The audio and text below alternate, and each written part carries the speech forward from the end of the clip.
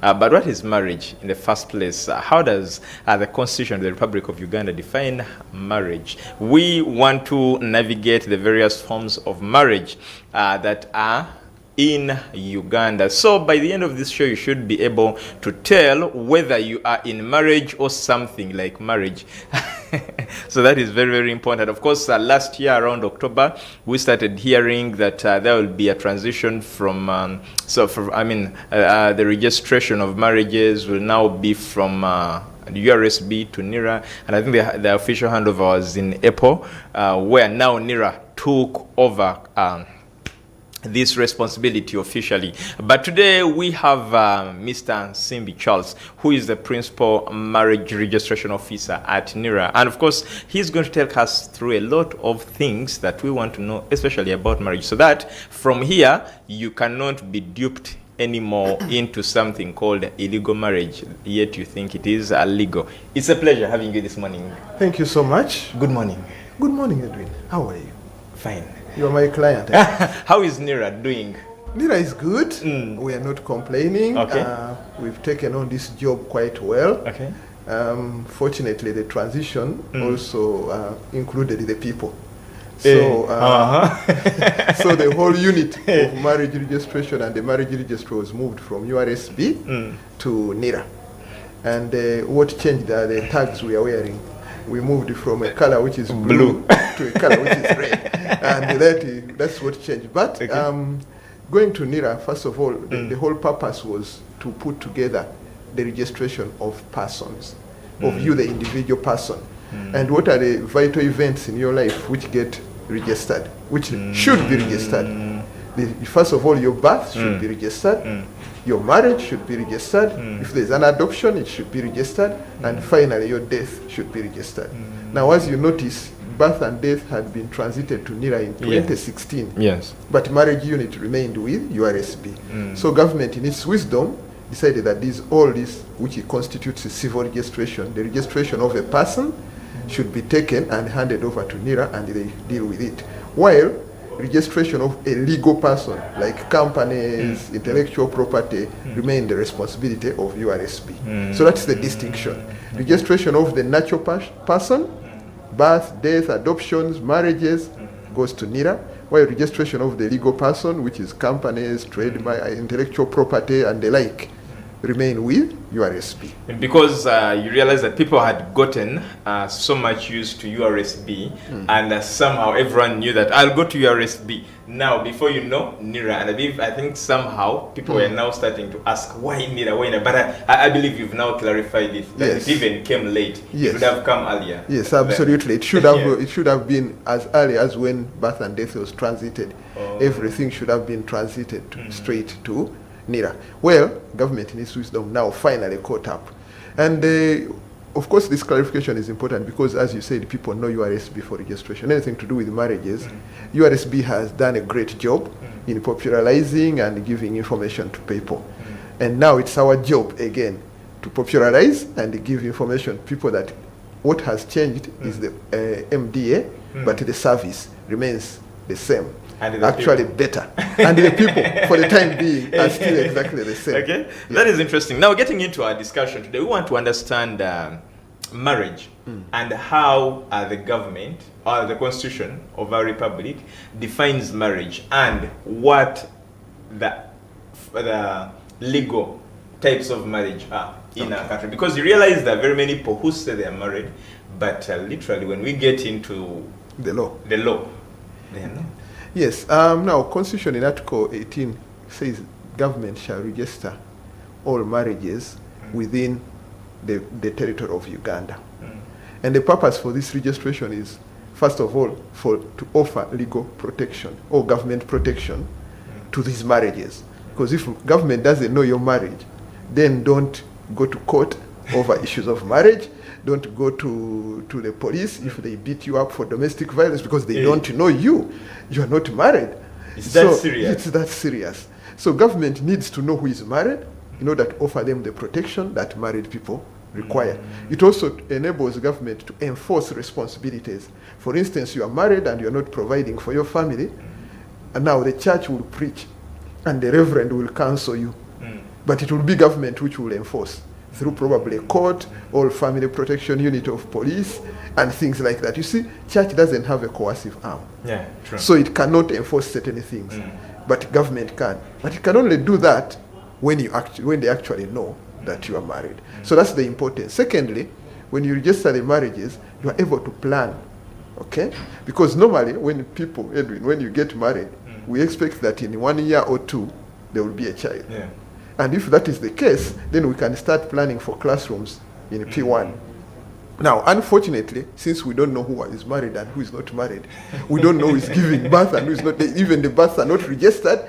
So you end up with every Minister of Education having to count every year to head count who are in primary for UPE. The government can't plan how many resources do they need and things like that. So it is a very important function of government to register marriages and to make sure that they can plan and offer protection and enforce responsibilities in a marriage. Before you leave that, you talked about something that, for example, two people, there's a mother and a father, but their marriage is not registered. Yet they have to go to court, maybe over negligence, or the father doesn't provide. So that means that the law cannot protect you in such a situation. For example, if you're a mother, because they don't know about your marriage. The law will protect the child, whichever way, okay? But you, as the mother, your girlfriend. Hey. Yes. And there is a different level of protection for a girlfriend as opposed to a wife, a spouse, okay? So that's where people get problems. They go to court, they go to wherever, but you're just a girlfriend. And there is only so much court can do to give, for instance, I'm sure you have seen this, you are the media, where they say, you see, I helped to build the house and everything. Yes. But you are a very generous girlfriend who helped your boyfriend. That doesn't mean you own the house, the property, because you helped your boyfriend. On the other hand, if it's marital property, if you are a married couple, then you have protection. That he cannot sell off the marital property without your consent. He cannot mortgage it without your consent. That's the difference. That's a very big difference. So people out there who are living in marriages, they have a challenge. So to explain what a marriage is, first of all, it is a willingness. People must agree. First of all, you must be 18, and you must be out of your own volition. You have agreed to get married, and then you must get married under any of the 4 legal marriages. There are 4 legal types of marriages legally acceptable in Uganda. And the first one is customary. Okay. Customary marriage is what you call okwanjula, kuhingira. It is a real marriage. A legal marriage, and you can register it at the sub-county and get a certificate. Why at the sub-county and not now coming to NIRA? The sub-county acts as the primary registrar of customary marriage, because the purpose is to put it as close as possible to the people. Can you imagine if everybody who did a kuhingira had to come to NIRA headquarters? It wouldn't be a good service for people. So, but what happens is the sub-county is acting on behalf of the Registrar General of Marriages. The Registrar General of Marriages is appointed by the Minister of Justice, a public servant who is appointed as the Registrar General of Marriages. The current Registrar General of Marriages is Madame Rosemary Chisembo, the DD of NIRA. And he was appointed by statutory instrument and legally the Registrar General of Marriages in this country. All marriages have to be registered by Madame Rosemary Chisembo. Okay. So the sub-county is acting on behalf of NIRA. And after they have registered, they will submit returns. Excuse me, they will submit returns to NIRA, to the NIRA office, and then eventually to the National Marriage Registry. Now, what is interesting about customary marriage, which probably the church that's why people go to church after that, is that it is potentially polygamous. I can have as many spouses, excuse me, conjuring me, and I can register all of them. Unlimited in number. Yes. So that's why for the church after the Kwanjula, they tell you please go to church to block. Yes, because now a church marriage is the second type of legal marriage, the monogamous marriage. It is either church or civil. They are the same. The civil marriage, the one which is celebrated by NIRA itself for Kampala and is celebrated by the chief administrative officers in the districts. It's monogamous, and that's where the Christian marriage falls. So when you go for a kwanjura and the parents of the girl tell you, aha, mugenda di kulutiko, when are you going? The reason they are doing that is not only because they are very Christian people, but because it is wise for their daughter to proceed to convert the customary into a monogamous marriage so that she remains the only one.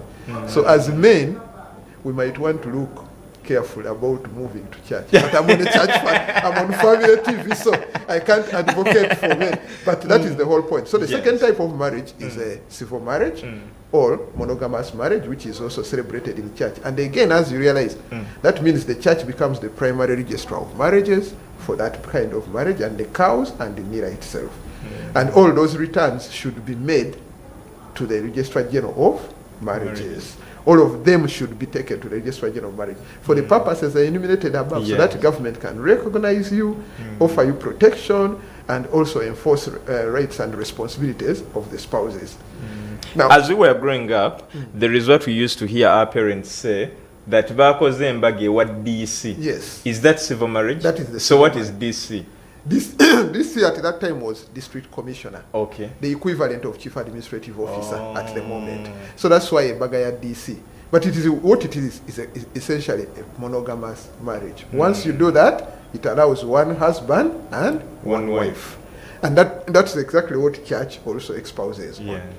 So that, excuse me, that is the second kind of marriage. The third type of marriage is the Mohammedan marriage, the one of nikah, the one celebrated by imams. And again, the interesting bit about this is that it allows 4 wives. Strictly 4? 4, no more than 4. So meaning if you want to have a 5th, you have should to divorce. A tarak, what is known as tarak. So you have to tarak one and in order to have another one. And because of that, NIRA registers both the nikah, and when you have a tarak, it also registers the tarak. So that the register of that person is up to date as far as marriages are concerned. Now the 4th one is for our brothers from India. The Hindu Marriage and Divorce Act is designed for them. They have their weddings in the temple. They have a whole process through which they go. Their wedding takes months. But when it is finally done, it is also registered with NIRA. So the primary registrar of a Muslim marriage is the imam, who will submit to throughout the hierarchy. If you are with the Old Kampala, you submit through Supreme Council. If you are with the Chibuli, you submit through the Office of the Supreme Mufti. If you are with the Tabligh, you submit through Office of Sheikh Kaketo.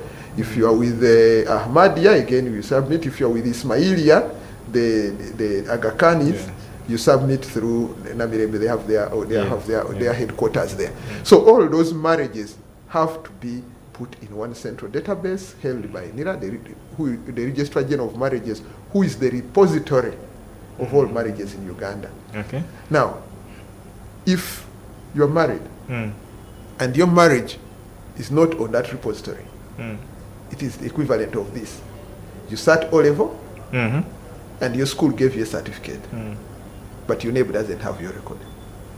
Did you sit O-level? Yeah. Can you prove it? If your neighbor doesn't have your record, then you can't prove it. You can't prove that you ever sat O-level.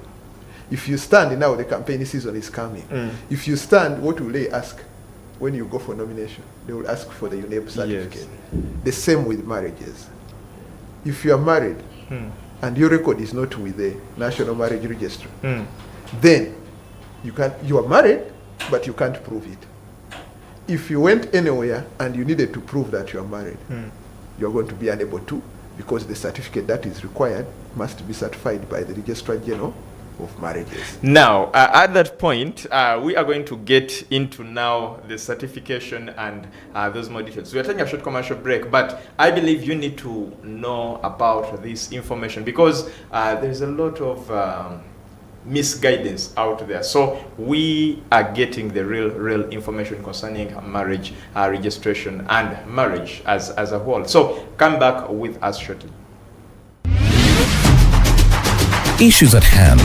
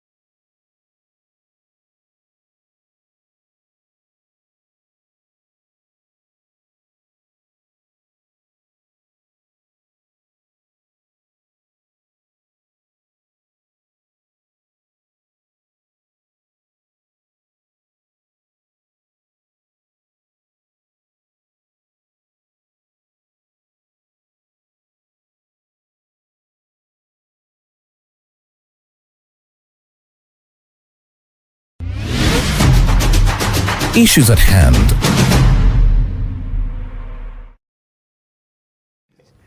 Welcome back from that commercial break. We are navigating the various forms of marriage in Uganda, but also you need to know, especially you who is preparing to get married, you should know there are things that you should look out for before you choose a place for marriage. As we look for places for reception and, you know, gowns and decoration, there are also things you need to know to check out for, especially with the place that is going, where your marriage is going to be celebrated. So let us look at the places, because there was a time we had a lot of issues where people were claiming that they wedded in church, but then their returns are nowhere to be seen at, then it was URSB.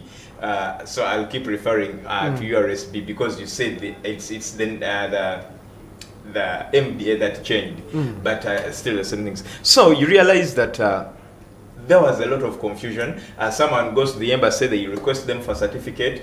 When they come back, you only tell them, we do not have your records here. And why was that like that? Yet me, when I go to this facility, they register me in their books, and then they do the sign. I even sign. They do the is it called an announcement and all that.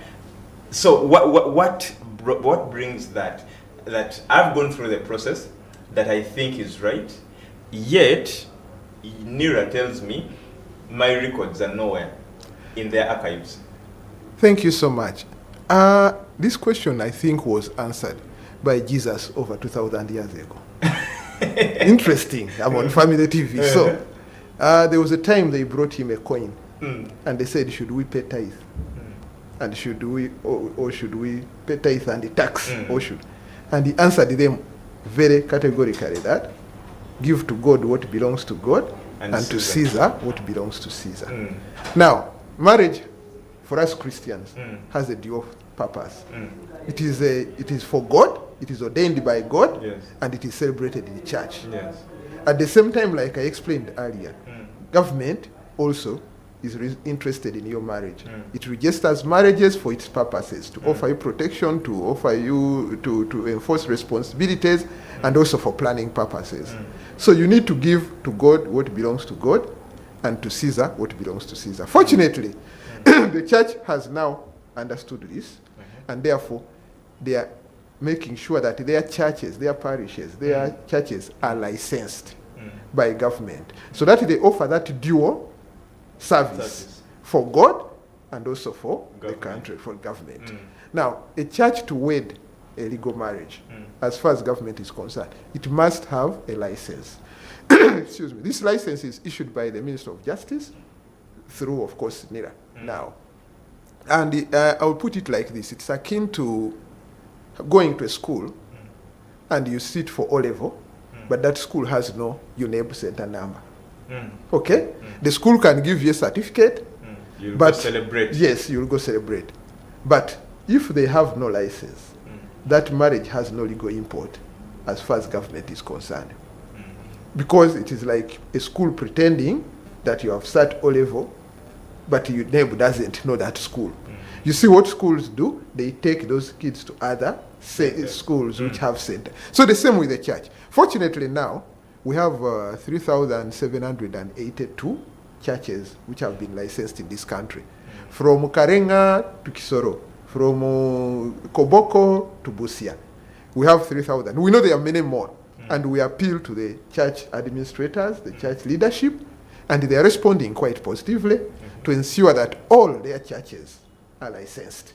Now that is for the church. What about me, a Christian, an ordinary Christian? Yes. Do I have access to the information to know that the church where I want my marriage to be celebrated from is licensed or not? Yeah, you definitely have the information. First of all, it's on our website, but I think the primary responsibility for you is to ask the church. Just like, do you take your children? Do you have information that this has a center number? Usually when you go to a school, you'll find they have put a signpost, including a Minister of Education number and a UNEB center number.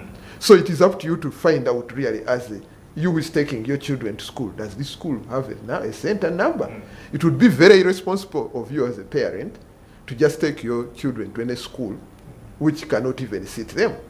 The same, you who is getting married, can you find out if this church you want to go to? Because we are attached to our churches. I pray in one parish every day, every Sunday. That's where I go. So is it too hard to ask the church if they have, and shouldn't the church be displaying the license somewhere in the office, administrator's office or something? But I think it shouldn't be too hard. But to make things easy, you Gen Zs have gone online. Everything is online. So on our website, we have the list of all licensed places of worship in this country. Now, you notice that this is about churches. Yes. Mosques are not licensed. Why? The reason being that nikah is not necessarily carried out in a mosque. Nikah can be done at home, usually is actually done at home, in homes. And therefore, that's why I told you that for them to submit returns, excuse me, they have to go through their hierarchy. For them, they get for a church which is licensed, it will submit returns directly, and now the process is online. So you see, the church will sit somewhere, and you just give whatever, and input all the marriages they have done that month, and they will come straight to us. A mosque, we can't do that because the mosques are not licensed. So now for them, they are required to take their things to the headquarters, and then the headquarters submit, because we don't know every single imam in this country. They come, they go, they are different every time, so we can't tell, but the headquarters are able to tell. But because of not licensing, they have a problem now of submitting. They have to go through the hierarchy. While for the church, it's clear cut. Yes. You get a license, you get an account on the portal, you are able to submit returns at your convenience in your office. So, to go back to it is important that churches get the licenses. It is important that after getting the licenses, churches every month remit returns. And each return is very small money to file it. While for your trading licenses and everything, it's so expensive. First of all, the license is in perpetuity. You get the license, church gets the license once for its entire life. There's no renewal. There's no renewal, nothing. And it's only 200,000. So 200,000 for the rest of your life as a church. Is that too much? No. It's very, very, very, very lenient. Exactly. Then every marriage they remit, you pay 35,000 for it. So you can see that the process is very simple. But you asked a question about a church where people had problems. That's why I went into licensing. Yes. Now, that unfortunately, there are churches who have been wedding without a license. Now, when you wed without a license, that marriage is null and void under the law. If the church has no license, that marriage, okay, let me put it this way, it's not registrable. We cannot register it. And like I said, if it is not registrable, then what is marriage is it? How can you prove it? How does it help you? What if the marriage happened last month, and then the church gets a license this month? Can't you be considerate enough to register that marriage? The law does not work in retrospect. It does not go backwards and correct the marriages you did before. No. And that's a challenge of quite a few churches. They have been wedding without a license. And essentially those couples are, married before God. They have not sinned. But before Caesar, they are not married. We cannot enforce anything with that marriage. So if the husband decided to sell the house, the spouse will have to pray. That's the only remedy. They don't have any other remedy, because Caesar does not recognize that marriage. And therefore, and it's only Caesar who has courts. It's only Caesar who has the police. Exactly. It is only Caesar who can enforce and stop someone from selling the property. So if you are living in such a marriage, my advice to you is that you would better go and validate that marriage. Make sure you have the marriage in a church which is licensed. What does that mean? Whoever is married in a church or wherever, I think it's wise for you to find out if your church is licensed or was licensed by the time you got married, and two, if they have filed returns. You know, there are schools where pupils and students pay for your name. And they're not registered. And they're not registered. Yeah. We have seen that a lot in the newspapers, in the media. So it's also possible that your church where you got married has never filed your return. And so your neighbor does not have what? Your record. The marriage may be what happens in that situation? Am I supposed to file the returns myself or to pressurize the church? Or after that 1 month of returns unfiled, that is the end? No, fortunately, the law allows you to file those returns anytime. Okay. So I think you can do one of two things. I would advise that the congregation ensures that their church is filing returns, because we don't want to create pandemonium. And the truth is that the congregation believes or respects the reverend, the canon, the church leadership more than they would respect in Simbi. Exactly. So it is wiser for them to ensure that reverend, canon, make sure they have filed your return. In the event that it is becoming a problem, because you see, you can imagine if 100 marriages were not filed by the previous reverend. Now me and you reverend, I come into the church and you're telling me file all of them. 100 times 35,000 is a lot of money. Yes. The money is not there. So it might be wise for you who wants to look out for your marriage to get your return and ensure that it is filed. You pay the 35 for your return. And you sit there and they enter it into the system and you are confident that your marriage is filed. If you are doubting if your marriage was filed, you can do a search from NIRA. A search costs 25,000. And you can search for your marriage, just give us the couple, date, and church. And you can do that on email. Just pay the 25, send an email to marriages@nira.go.ug. And we shall search and give you a search report.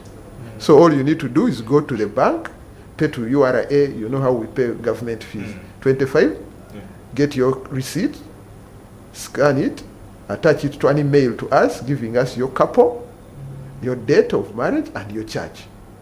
And we shall send you a search report, which now you can keep knowing very well that, we shall say, yeah, record found, or record not found. If record is not found, then you run to your church and say, please file my return. I would advise. Okay. But going forward, you who is getting married, so one, your church is licensed. Two, they are filing returns. They should be able to, you should be able to see them filing on a monthly returns. Then, there is an issue of certificates. There is this certificate that the church gives. Is there any other certificate that is issued by NIRA? Or if what happens if I need to go abroad and at the embassy, for me to be given a visa, I'm required to present a marriage certificate as proof of marriage. Where do I get that marriage certificate that is accepted by the embassy? Thank you. The one accepted at the embassy is the Caesar. Okay. Now we don't issue a second certificate. We acknowledge and accept the church certificate. But like I told you, proof of marriage shall be that certified by the Registrar General of Marriages. Now, when you file your return from the church, once it gets to our side, back end, we approve. Once everything is done, you have paid, the church is licensed, everything, we approve. And on the church side, there is a slip which is generated for them, duly signed by the Registrar General of Marriages, which the church should be able to print and issue. That is what is needed at the embassy, that's what is needed in the bank, that's what is needed in the court. There is a Form F, it's called Form F, which is generated by the system, signed by the Registrar General of Marriages, which is now at the church end, and the church can print that out for you anytime you require it. And if they want a certified copy, that's what you come with to any NIRA office, and it will be certified for you. And then you are able to take it to wherever you need it. So we have made things easy. Last time, since they used to file manually forms, then we would keep forms, so you had to come and we retrieve the form, make a photocopy, and stamp it for you. But now there is a system-generated Form F, which is already pre-signed. It is pre-signed electronically, and that's what the church gets as proof that your marriage has been registered. And they can print it off anytime, they can send it to your email, and then you can have it certified if you need it certified. But otherwise, that's proof that your marriage is registered. So how long does this take? You see, I said every month the church should be filing. When they file, for us every day, that's what we do in the office, approving returns which are genuine and certifying people's documents on top of wedding people like we do also. So that's what we do. If they file this month, your returns should be there already. Your registrar's certificate should already be there. Form F should already be at the church, and they should be able to print it off the registry in the system. Okay. Yeah.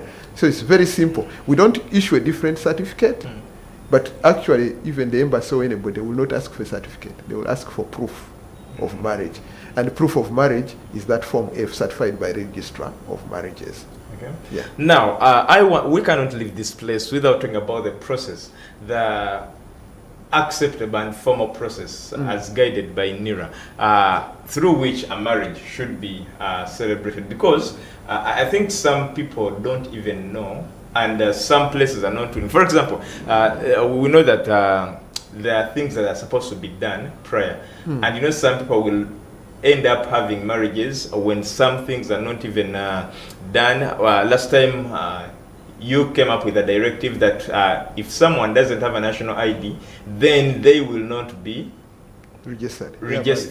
And so someone would say, okay, why a national ID? Okay, me, I lost my national. I know NIRA is almost is about to renew a national ID, but someone would say, I lost my national ID. I don't have any record of a national ID, yet I have to celebrate my marriage. So why all these things, and what process is someone supposed to go through so that someone can know that as I set this date for my wedding, I should have this and this and this and this?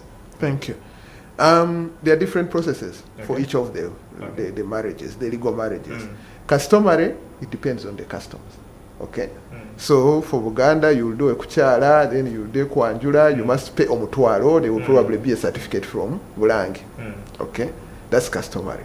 It follows its own procedure. So is it that certificate that I take to the sub-county? No. The sub-county, that's one of the proofs that you have gone through a customary marriage.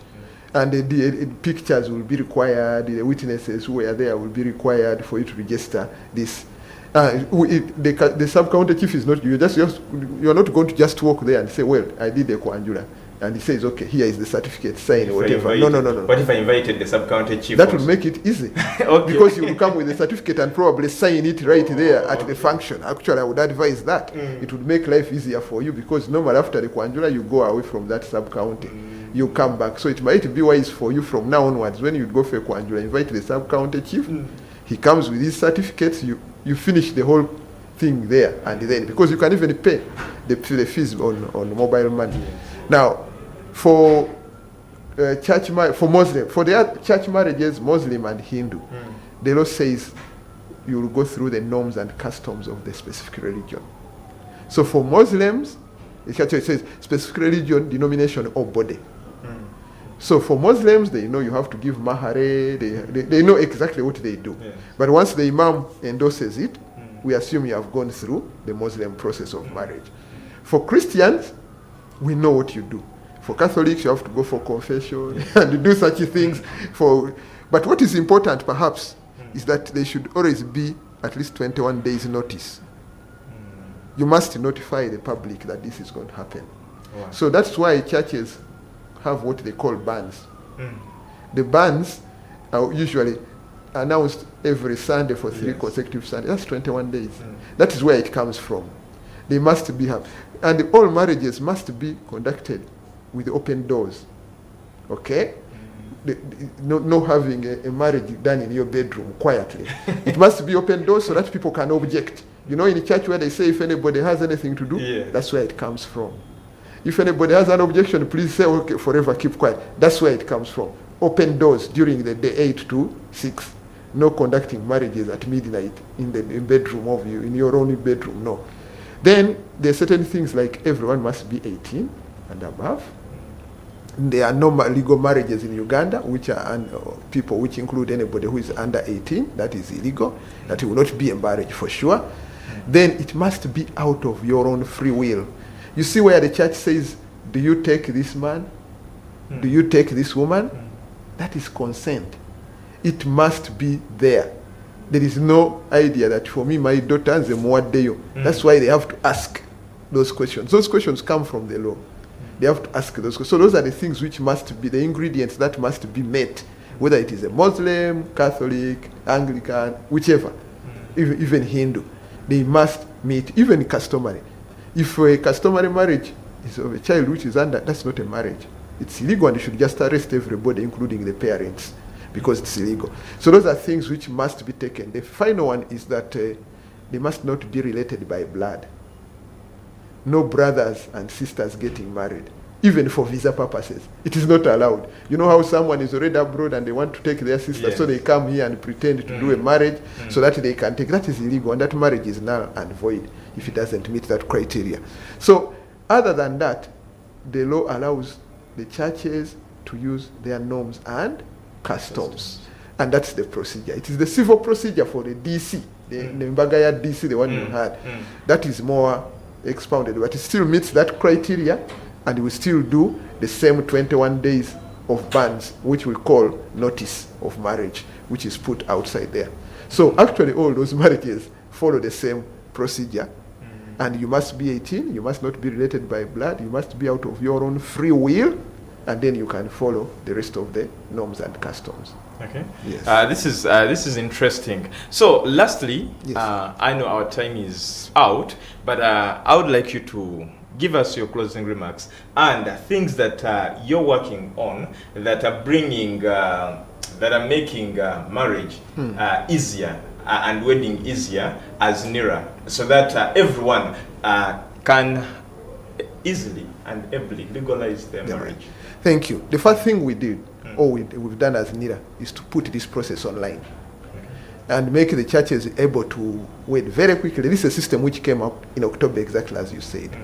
And you mentioned about national IDs. Yes, you shouldn't be able to get married without a national ID. Why? Because we don't know who you are. You don't want to wed someone. Do you want me to wed in Edwin's name? So you see, even in church, if you use the baptism card, there are no pictures on the baptism card.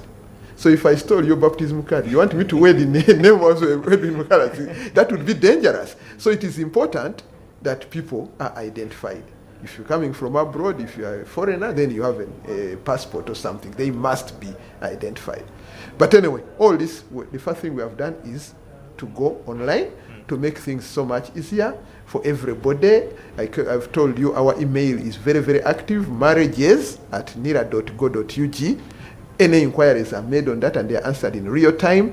The system generates back the returns and you're able to do these things.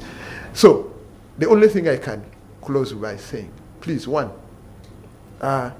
marriages are cheap. Civil marriages cost 260,000. And after 3 weeks, we just need 4 people. You and the couple and its 2 witnesses. Even now, I have weddings today. Today I have few, I think I have 6 only. We celebrate at Plot 1 Baskerville. We celebrate marriages, an average of about 60 marriages every week. Yes. The Ugandans, especially you, the Gen Zs, have discovered, one, that when you get the certificate of civil, it is recognized very easily everywhere. Embassy, abroad, everything. When you get a church one, they send you to get a certificate from NIRA now.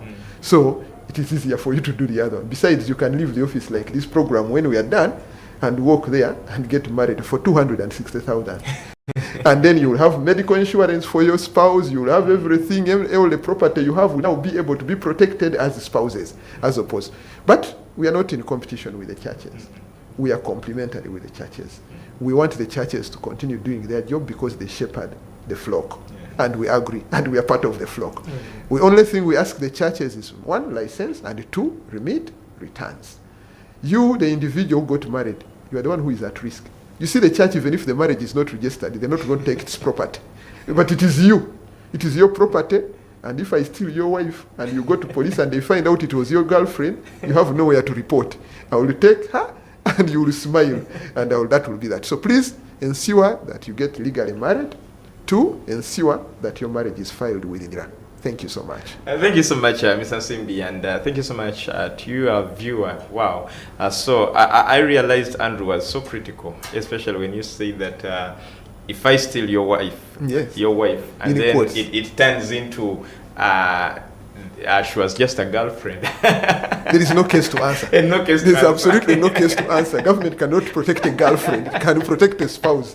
Well, thank you so much. Thank you so much, Mr. Simbi. And I believe that the information has been taken at heart. Do not fear. Things are easy and very easy. So I know Mumuza from here. At least you will do something as we prepare for Didmas. Mumuza will also do something about this. I've worked with Mumuza and Andrew. From the entire team, we wish you a blessed day. Next is coffee break. You can relax your mind with that cool music. From the entire team, we wish you a blessed day. Issues at hand.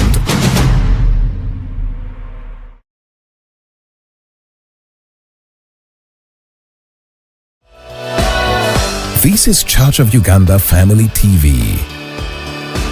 Enriching lives. Regulated by the Uganda Communications Commission.